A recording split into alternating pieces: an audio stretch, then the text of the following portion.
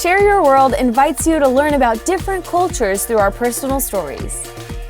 In this episode, we're celebrating holidays from our cultural backgrounds.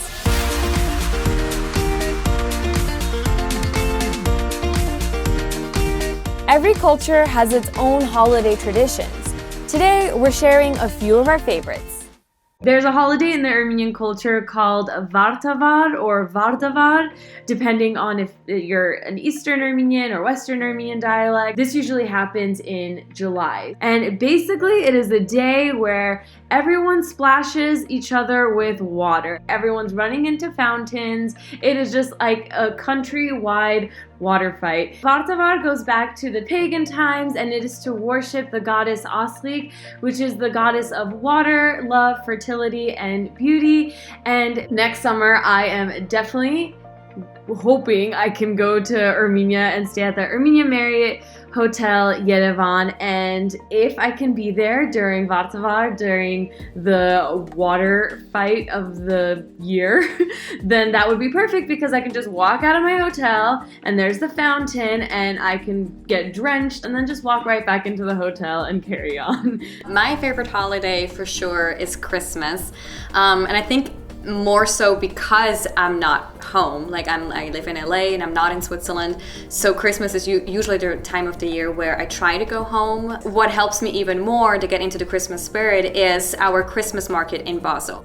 Just walking through the market, you smell all the different smells from the foods and the drinks, and we obviously have mulled wine, which I think is kind of known here, or it's starting to get to be known here, which is a hot wine with different spices, with cinnamon, and you can throw apple into it. I used to go every year as a child and as a teen, so it's not that it's new every year. It's always the same, usually the same people, the same vendors.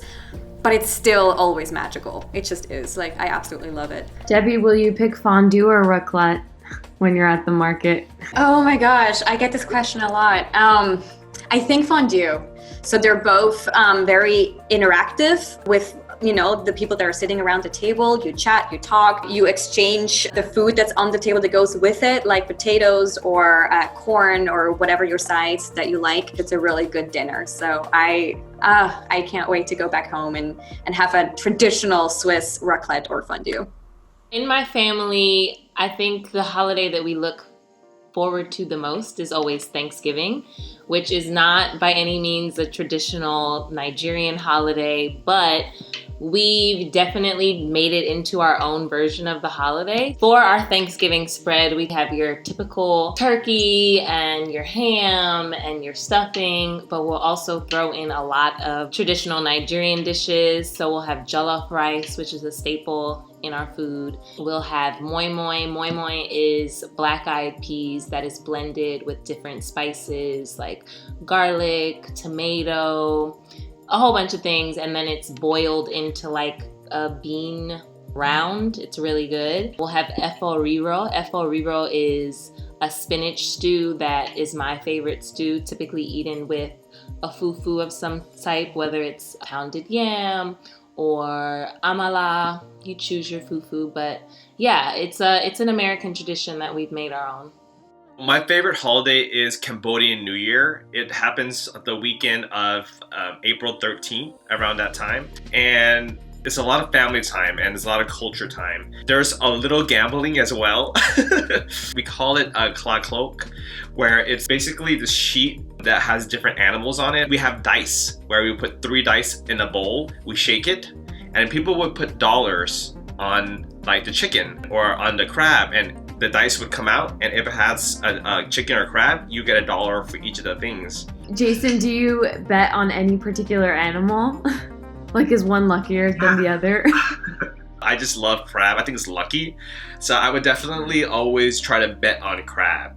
I'm glad we can virtually connect, because sometimes it feels like you're just here, and you can't travel and stuff, but I honestly feel like I went to new locations just by chatting with you.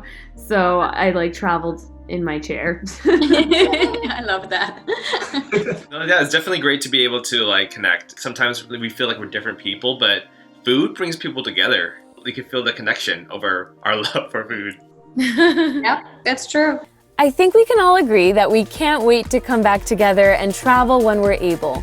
We hope you're excited to someday experience these and other holiday traditions in their home countries.